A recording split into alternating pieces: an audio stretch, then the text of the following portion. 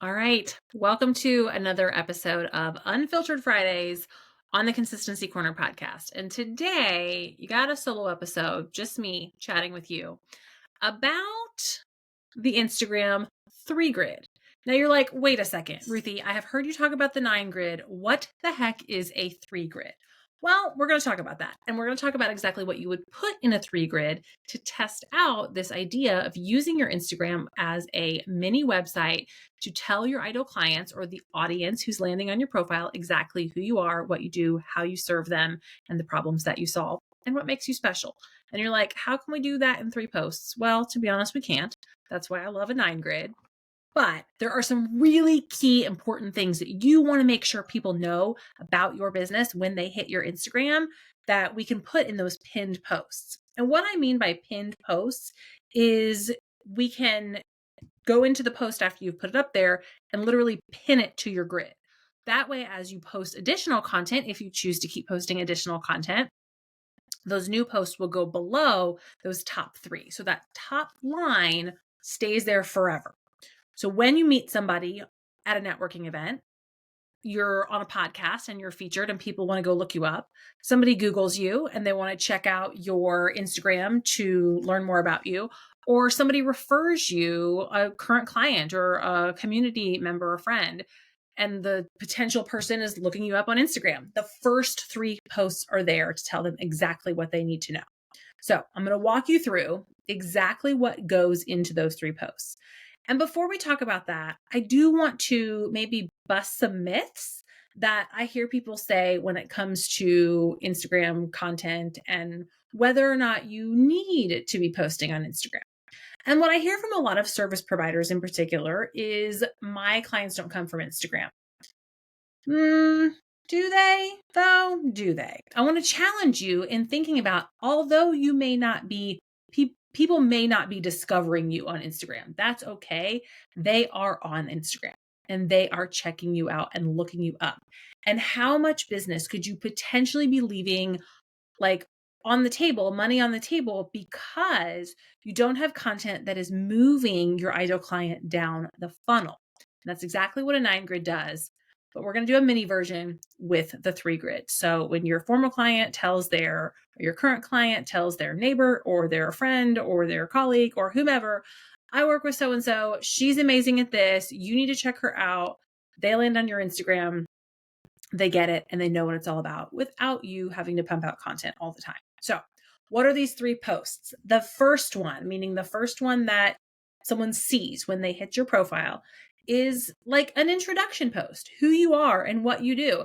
Hi, I'm Ruthie. I'm the founder of the Consistency Corner. We help small business owners get consistent with their marketing by creating done for you content packages, something like that.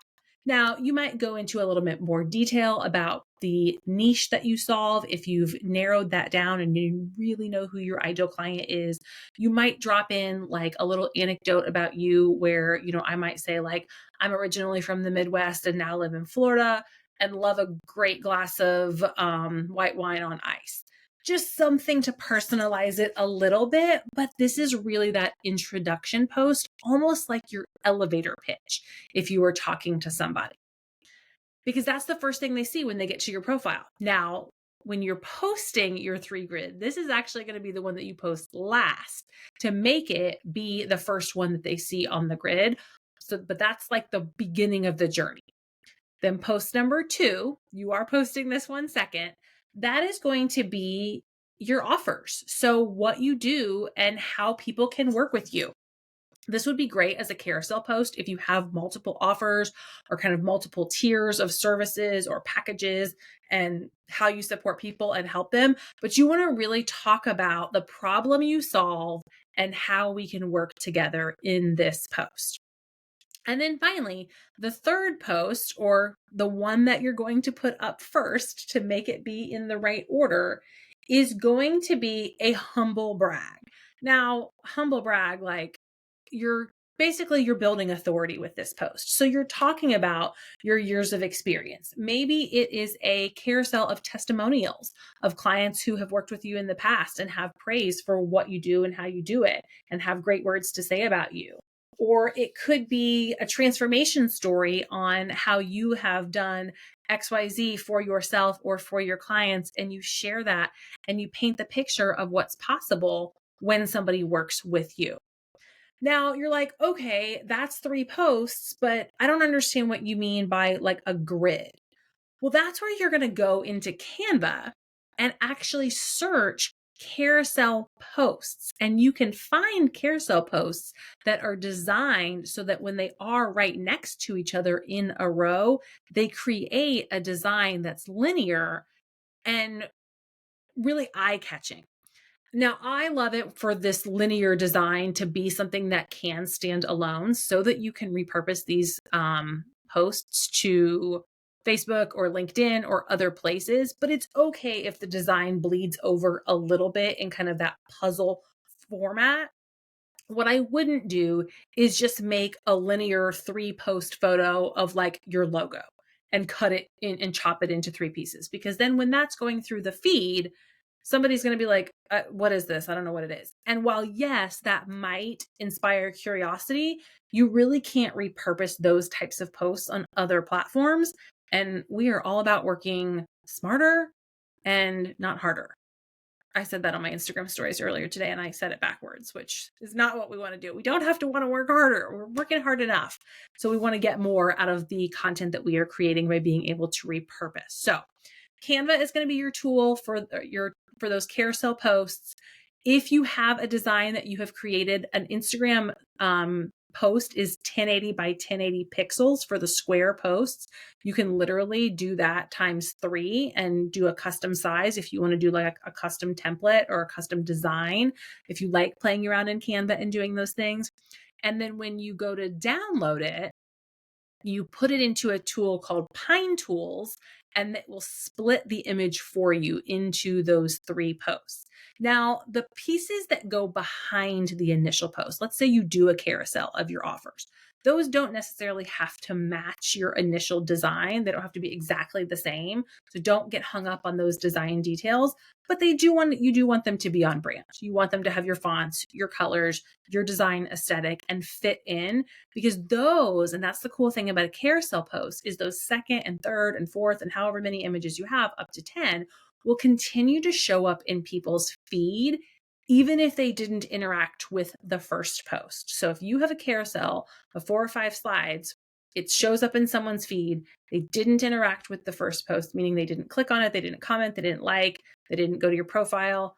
Instagram is going to show them other slides, the second slide in the feed as well. So you want to make sure that that is on brand and not just a random image or photo of you or something, that's could kind of be in anybody's feed, right? We want it to really make sure that it stands out for you. So those are your 3 pins, your 3 kind of grid posts for an Instagram billboard, you might call it, or a 3 grid, or just your pinned posts. It's great to use if you are launching a new offer and you really want to talk about that new offer really specifically, or you can use this all the time if you have existing offers, or what we would call evergreen offers, that you're always selling, because you should have a strategy in place for top of funnel and getting new eyes on your business.